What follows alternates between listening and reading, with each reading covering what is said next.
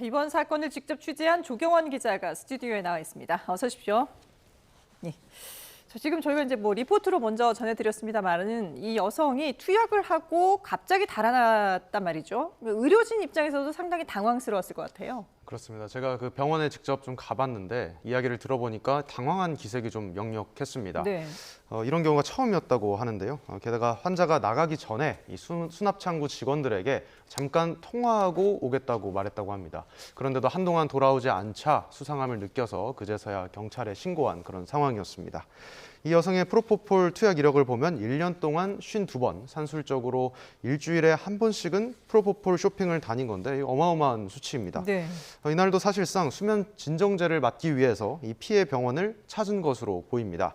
기간을 더 길게 과거 이력도 더 조회해 보면은 마약류를 처방받고 다닌 이런 이력이 추가로 더 확인될 가능성도 충분히 있어 보입니다. 네, 결국 이 병원에서 이 여성을 신고를 한 거였는데 처음에는 이 마약 신고가 아니라 사기 사건으로 신고가 됐다고요? 그렇습니다. 신고를 했는데 경기 평택경찰서는 이 사건에 대해서 돈을 내지 않고 도망간 이 부분에 대해서만 사기 혐의로 사건을 접수했습니다. 네.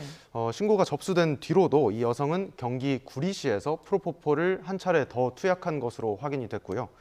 신고 당시 병원 측은 출동한 경찰에게 마약류 상습 투약이 의심된다고도 말하면서 이 처방 이력을 보여줬다고 하고 또 평택지구대 경찰관들은 이런 내용을 다 휴대전화 카메라로 촬영을 해갔다고 합니다.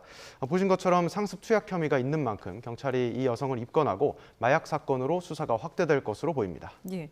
그런데 이 여성이 의료급여 수급권자였다면서요? 네, 그렇습니다. 먼저 의료급여라는 것은 저소득층의 의료비 부담을 국가가 지원해주는 그런 제도인데요. 네. 그러니까 이 여성은 이 의료급여 혜택을 받으면서 이 최소한의 비용만 지불하고 이 내시경 검사를 빌미로 프로포폴 쇼핑을 다닌 건 아닌지 이렇게 의심이 되는 그런 상황입니다.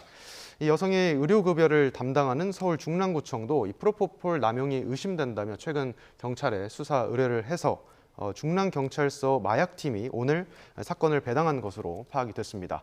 물론 지금처럼 이렇게 의료급여 제도를 악용한 것으로 보이는 사례도 있지만 의료급여는 최소한의 국민 건강권을 보장하기 위해 반드시 필요한 제도라는 점도 말씀드리고 싶습니다. 네, 하지만 이 여성이 이렇게 의료 쇼핑을 하는 동안에 그 오랜 기간 동안 구청도 몰랐고 또 병원들도 몰랐다는 거잖아요. 그렇습니다. 이 부분이 좀 짚어볼 대목일 것 예. 같은데요. 여성이 다녔던 병원 대부분이 처음 내원한 병원들이었습니다. 의사는 환자의 과거 정보가 없는 상태에서 문진을 통해서 환자의 상태를 좀 살폈을 것이고요. 예. 이 여성은 이 병원에서는 자신이 속이 안 좋다, 내시경 검사를 하고 싶다 이렇게 이야기를 했다고 합니다. 문진 결과 특이사항이 발견되지 않으면 의사가 이 진료를 거부할 수는 없거든요. 네. 그렇기 때문에 내시경 검사를 이 병원에서 진행한 것으로 보이고요. 물론 지금은 이 프로포폴 같은 마약류를 처방할 땐 식약처에서 만든 의료 쇼핑 방지 정보망을 통해서 의사가 환자의 과거 처방 이력을 열람할 수는 있습니다. 그런데 이 중랑구청도 병원 측의 경찰 신고 이후에야 이 사실을 알게 됐습니다. 구청마다 의료급여 사례 관리사를 두고는 있습니다. 이 대상자들을 관리하는 건데 수급권자의 병원 방문 빈도 등은 확인이 되지만 이렇게 같은 약물을 반복적으로 처방하는 경우는 사실상 걸러내기가 쉽지 않다는 설명입니다.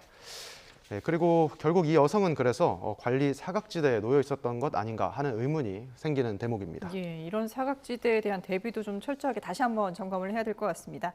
한 시간 만에 이제 완전히 불이 꺼졌다고 하더라고요. 합동 감식이 좀 예정돼 있죠? 네, 그렇습니다. 조금 전에 정영수 기자도 현장 중계에서 이제 소개를 했지만 네. 경찰과 소방당국 그리고 전기안전공사 등 관계기관이 합동으로 감식을 내일 오전에 진행할 예정입니다. 감식을 통해서 최초 발화 지점을 확인을 할 예정이고요. 또 내부 CCTV도 확보할 예정입니다. 창고 내부에 보관돼 있던 인화성 물질의 종류와 그 적재량도 확인하기로 했습니다. 리포트에서 저희가 보도해드렸지만 이 창고가 인화성 화학물질을 최대 191만 리터까지 보관할 수 있는 곳입니다. 그래서 한때 국가소방동원령이 발령되기도 했습니다. 예.